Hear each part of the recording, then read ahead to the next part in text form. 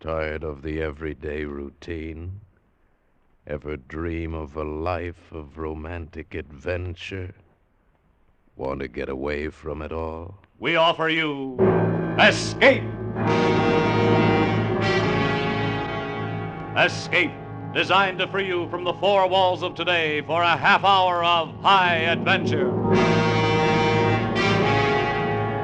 Tonight, we escape to a lonely lighthouse off the steaming jungle coast of French Guiana and a nightmare world of terror and violence as we bring you again, in response to hundreds of requests, Three Skeleton Key, starring Vincent Price.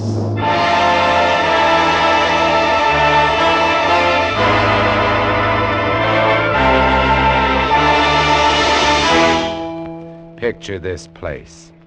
A gray tapering cylinder welded by iron rods and concrete to the key itself. A bare black rock, 150 feet long, maybe 40 wide. That's at low tide. At high tide, just the lighthouse, rising 110 feet straight up out of the ocean. And all about it, the churning water, gray-green, scum-dappled, warm as soup, and swarming with gigantic bat-like devilfish, great violet schools of Portuguese man-o'-war, and yes, sharks, the big ones, the 15-footers. And as if this weren't enough, there was a hot, dank, rotten-smelling wind that came at us day and night off the jungle swamps of the mainland. A wind that smelled like death. A wind that had smelled the slow and frightful death that came one night to this bare black rock. Set in the base of the light was a watertight bronze door, and in you went, and up. Yes, up and round, past the tanks of oil and the coils of rope, casks of wicks, racks of lanterns, sacks of spuds and cartons and cans, and up, round and round. Over the light storeroom was the food storeroom, and over the food storeroom was the bunk room where the three of us slept. And over the bunk room was the living and cooking room, and over the living and cooking room was the light. She was a beauty, big steel and bronze baby with the sun gleaming through the glass walls all about, bouncing blinding little beams off the big shining reflectors, glittering and refracting through her lenses, the whole gigantic bulk of her balanced like a ballerina on the glistening steel axle of her rotary mechanism. She was a sweetheart of a light. And at night she'd lie there on the stone deck of the gallery with her revolving smoothly and quietly over your head, easing her bright white eye 360 degrees around the horizon. You'd lie there watching to see that the feeders kept working, that everything ran right. And it wouldn't be bad, the other two fellows snoring in their sacks 2 levels down. You'd smoke your pipe to kill the stink of the wind, and it wouldn't be bad.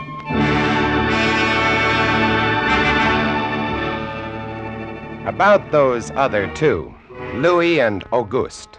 What a pair. Louis, he was head man, was a big fellow from the Basque country, black beard, little hard black eyes, and a pair of arms that I tell you, those arms were as big around as my legs.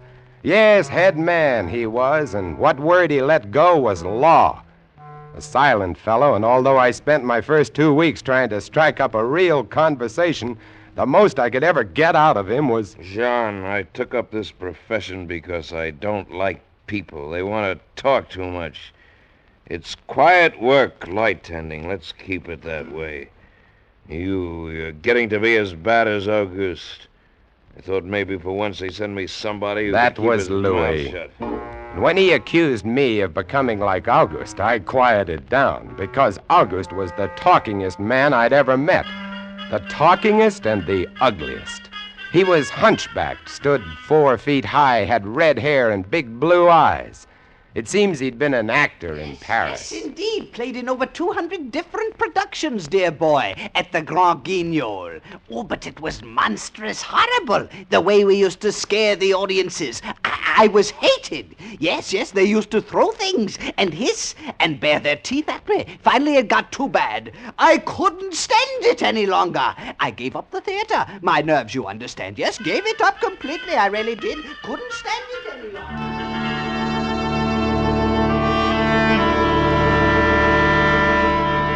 It all started one morning at 2:30.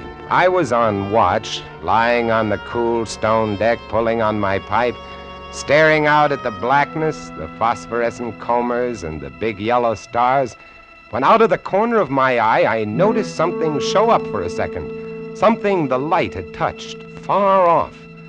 I waited for her to come around again, and when she did, there it was. Three-master, a big one, about a half-mile off and coming down out of the north-northwest, coming straight for us. You must understand, our light was where it was for a very good reason. Dangerous submerged reefs surrounded us and ships kept clear. But this one, this sailing vessel, was coming straight on. I went over to the gallery door and yelled, "Louis! Louis!" Couldn't understand it. I waited for the light to come around again. What is it? Ship headed for the reefs. Coming right up. I had the glasses out now. I couldn't read her name, but I could see her quite plainly.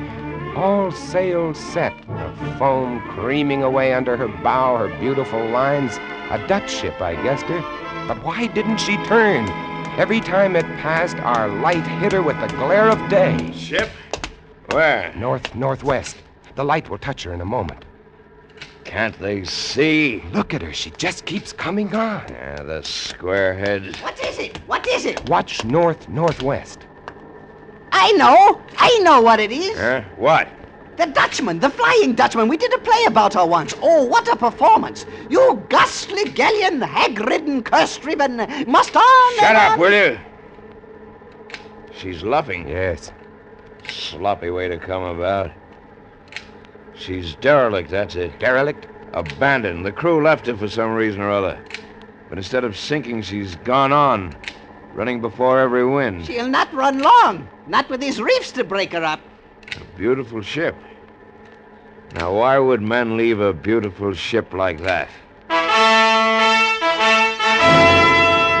She didn't ram us, although we all expected it. But as we waited for the crash, she luffed again, caught some odd gust, and went about. We watched her the rest of those black hours, heeling and rocking, pushed and pulled by every stray wind, every freak current. Watched her until the dawn came, till the sea turned from black to a pearly gray. And on she came again, heading for us. We all had our glasses trained on her now. August, you can kill the light. Right, Chief? She doesn't look so good by daylight. Think she'll ground this time? What? I say, do you think she'll ground this time? Huh? This is impossible. Absolutely impossible. What? Here, take my glasses. They're better than yours. All right. And what is it you're... I had to focus, and then my breath froze in my throat. The decks were swarming with a dark brown carpet that looked like a gigantic fungus, but undulating. And on the masts and yards, the guys and all were hundreds, no thousands, I don't know, an endless number of enormous rats. See them? Yes, I see them.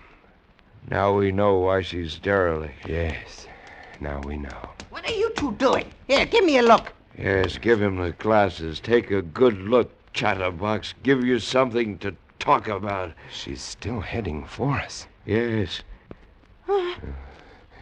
She's going to turn. She'd better turn soon. Suppose she doesn't. You mean suppose she piles up on the quay? It's low tide. Yes. Yes, it is. Where's all the conversation, August, huh? Here, want the glasses again? Want another look? No! She's still coming on. Go away! Go away! Turn, will you? Turn, I say, I pray you, turn!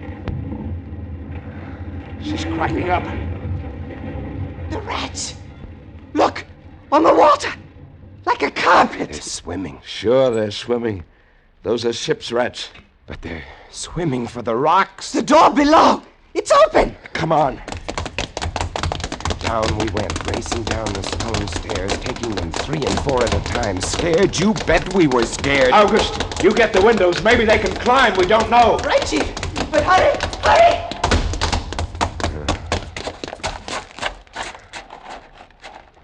Look. See them? No. Oh, yes, I do. Up at the other end of the rock. Look at them. Millions. They smell us. Here they come. Close the door. Can't it stop? Here. Let me. Oh, move, you move. Heave. Made it. Holy. That was close. One got in. Look, there. Get it! Watch him. He's kicking. He was as big as a tomcat, bigger. And his eyes were wild and red, his teeth long and sharp and yellow. He went for us, starving, ravenous, and we fought him, fought that one rat all over the room. It was, oh, believe me, I do not exaggerate, it was like fighting a panther. Got him. We better get aloft. As we ran up the winding staircase, we passed the tiny windows of the various levels, and at every one was a thick, wriggling, screaming curtain of brown fur. I was ahead of Louis, and I dreaded each successive level. Suppose they had found a way in. Look at them! Will you look at them? It's a nightmare. Will you look at them? The air of the gallery was thick and fetid with the stink of them. The light was dim, brown, filtered through the crawling mass that swarmed over the glass all about us. We could not see the sky. Nothing but them. Their red eyes, their claws, their wriggling, hairy snouts, and their teeth. The rats. They screamed and howled and threw themselves against the glass. They were starving. And we three, we stood very quietly. Oh, very quietly in the center of the glass room under our beautiful light. And we waited. What can we do? What can we do, Chief? Take it easy, old man. Take it easy. I just can't. It won't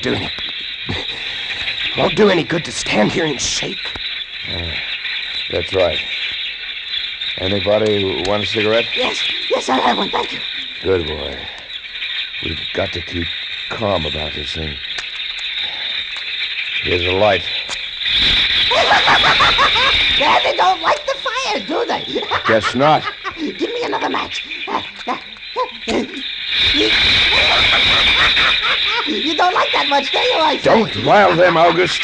Give me some more matches. I'll strike them and strike them and strike them until they get scared and go away. They won't go away. Not until... Finish it, Chief. Not until what? Not until they've been fed.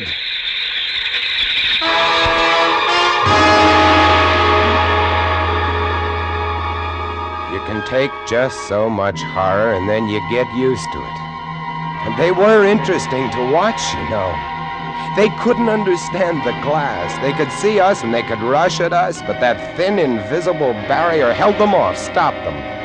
From time to time, we caught a glimpse of the rocks below. More rats down there, swarming brown velvet in the bright tropical sunlight. And then the tide began to rise. If only it had drowned some of them. Ship's rats don't drown. No, sir, you cannot drown one of them. They're all climbing up the tower. This bunch around us is getting thicker. Say, what's the time? 6:15. You've got first watch, John. Right. Wake me at 10. I will. Come along, August. It was getting dark. One side of the room was lit a soft, filtered red. Sunset through the rats. Oh, very pretty.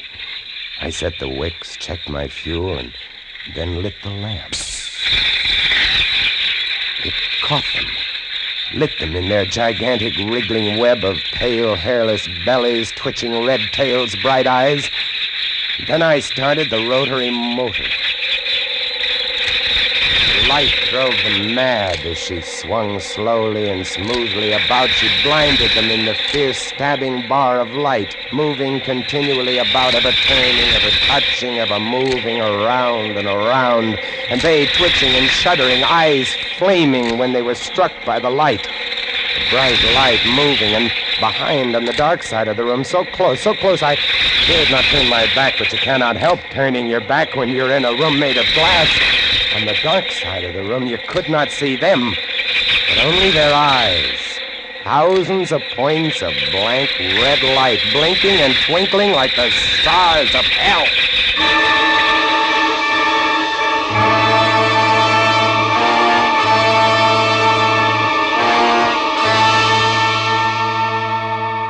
Louis relieved me at 10, but I didn't get much sleep that night, and when I came up into the gallery early next morning, there stood August, his back to me. He was bowing to the rats, waving his arms and making a speech. I am going to play once again that magnificent role which made me the toast of the Paris theater. Prelate, the evil genius of the medieval underworld. I am he who did guide the dark soul of the Marechal into the nether paths. Do not be frightened, little children. I will not hurt you. I stood staring at him, horror-struck, but he didn't notice me. The man had gone mad. He kept turning, telling his stories to all the rats, leaving no one out. August! August! Ah, another one. A latecomer. Take a seat on the aisle, dear patron. August, move stop over it, there. stop it. Let the gentleman be But seated. he didn't Come. He went on, bowing and scraping to the rats, his big blue eyes rolling and winking, his wild red hair waving about him. I grabbed him by the arms and slapped his face. He looked at me like a child, and then his face screwed up. He looked as though he were about to cry. Go below, go on. Oh, very well then. Later, my dear audience, later. Matinee today. Sure, he was crazy, but I guess we all were. A few hours later, he came back up and caught Louis and me teasing the rats. Yes, sounds horrible. It was fun. We could get right up against the glass and make faces at them. It drove them crazy. They would scratch away trying to get at our eyes. Louis was even cuter about it. He'd pull a piece of bread out of his pocket and press it against the glass. The rats would scramble into a solid ball, biting each other, clustering like grapes. From time to time, a whole knot of them would slip and fall 110 feet to the surf below. Look at the sharks! They're eating them. The sharks are our friends. Here, I'll get another bunch together. Here, my beauties. That's it. Pile up. Kill each other. There they go! Auguste joined in, too. Oh, very ingenious Auguste. He learned that if he spread-eagled himself against the glass, they'd bunch and bundle against his figure. Then he'd leap back. Look! My portrait in rats.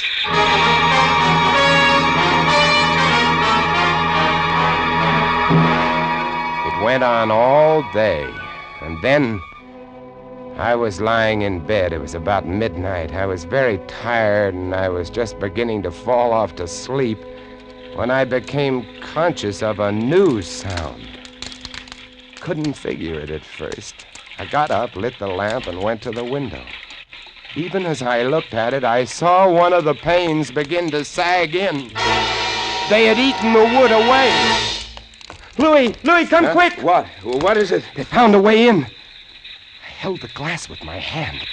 Now they were all going crazy, and assured of the success of this maneuver, were all nibbling away at the wood. Louis ran below and then returned with a large sheet of tin. We spread it against the window and hammered it into place. Even as we did so, we felt the heavy bodies thudding against the other side as the window gave way. That ought to hold. If it doesn't, we're done for. Rats can't eat tin. No, they can't. What was that? I don't know. It came from below. The storeroom window. They're in. They're swarming up the stairs. Drop the trap. Right. Two of them got in. Let's go after them. We didn't have to go after them. They came at us. I leaped to one side and grabbed a marlin spike, swung, and smashed one in midair. No! I whirled to see Louis with the other. It had ripped his hand open, and the blood was pouring all over the place. He held his hand aloft and kicked at the snarling rat. I stepped and swung and got him. My hand! He got my hand! That's both of them, Louis. I'll get you something to tie that up.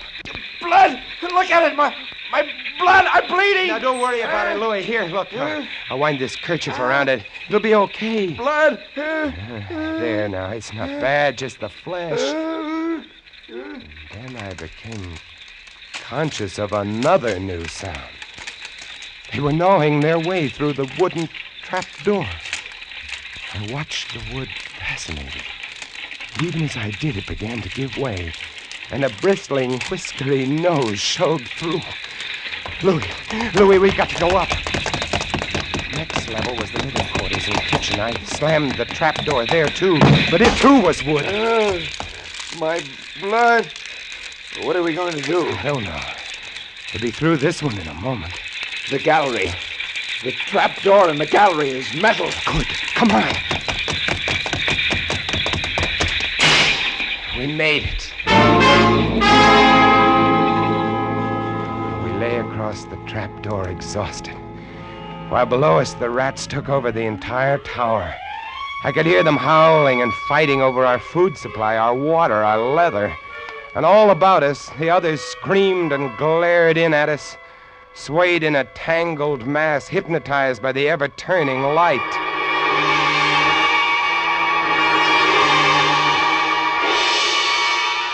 By morning, the air in the little room was horrible. Until now, we'd been getting air from the tower below. Now that was sealed off, and so was all our food and water.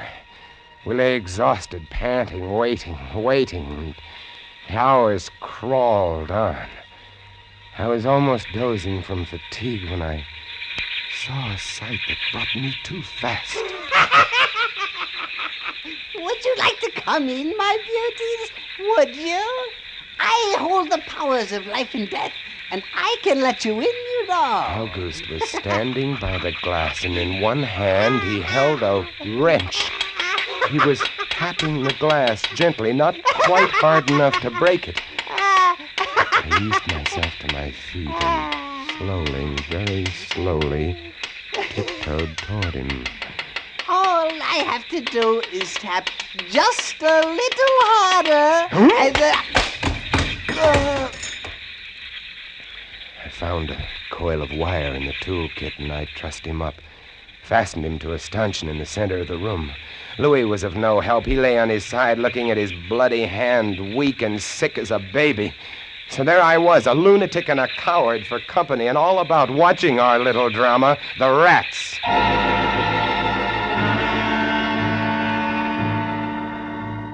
The day dragged by. The supply boat wasn't due for another 12 days. I don't know what they could have done if they had come. We had only one way of summoning them, and that was to shoot off distress rockets, but the rockets were 4 floors below. And even if they'd been right there in the gallery, I couldn't have opened a window to fire them.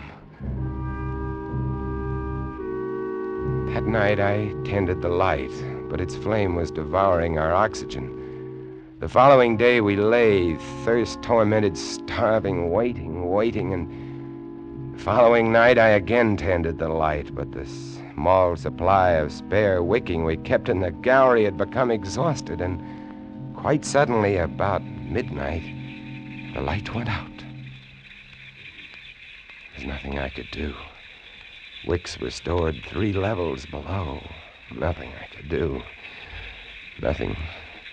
From time to time, I'd strike a match to see the clock. When I did, it lit up the million red eyes about us. All about us. Watching. Waiting. Below, it had grown quiet. They'd cleaned us out, and now they, too, were waiting. All waiting. And then, the rats, quite suddenly, were silent. And then I heard it.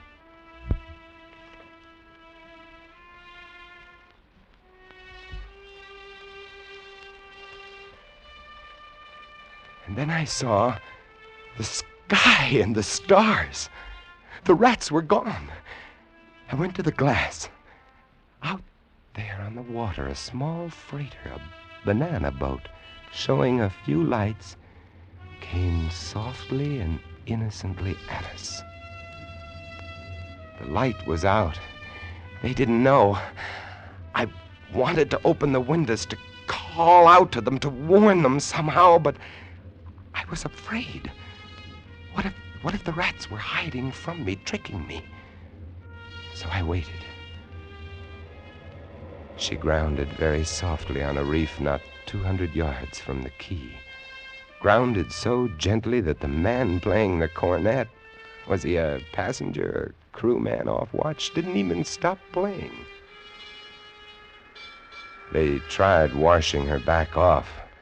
I could have told them to save their fuel. The tide was rising, would have floated her free. And I waited.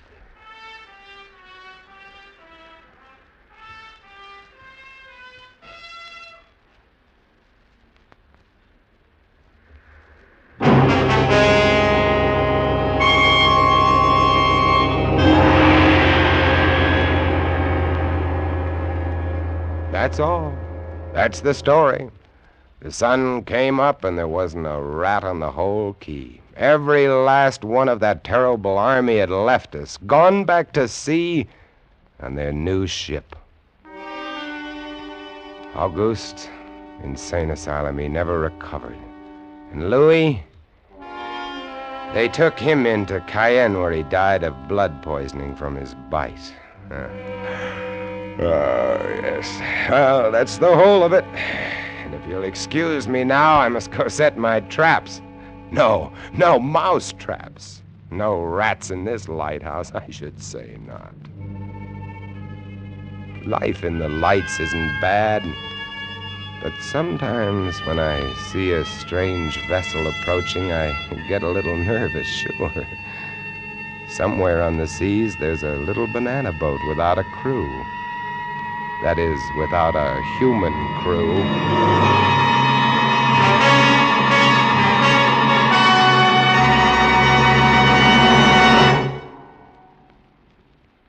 Escape is produced and directed by William N. Robeson. Tonight we have presented Three Skeleton Key by George Tadouse, adapted for radio by James Poe and starring Vincent Price as Jean. Supporting Mr. Price were Harry Bartell as Auguste and Jeff Corey as Louis. Sound effects on Three Skeleton Key, created by Cliff Thorsness and executed today by Mr. Thorsness, Gus Bays, and Jack Sixsmith, have been awarded the Best of the Year by Radio and Television Life magazine. Harry Essman was at the control panel, and special music was arranged and conducted by Del Castillo. Next week, you are swimming for your life in the dangerous waters off the Florida Gulf Coast, about to be smashed by a launch carrying a vicious criminal who must kill you or die himself. And on shore 500 yards away, the police are waiting to arrest you for murder, and there can be no escape. Next week, we escape with an exciting tale of temptation and death on the Gulf Coast of Florida, as John and Gwen Bagney tell it in Danger at Matagumba. Goodbye, then, until the same time next week, when once again we offer you Escape. A patch of weeds, a boxer's biography, and a mild, lukewarm bath. They're all clues that lead the police of Jackson, Michigan, to a killer in the gangbuster story on CBS this Saturday night. It's the case of the Double Push, to be heard on most of these same CBS stations this Saturday night. This is CBS, the Columbia Broadcasting System.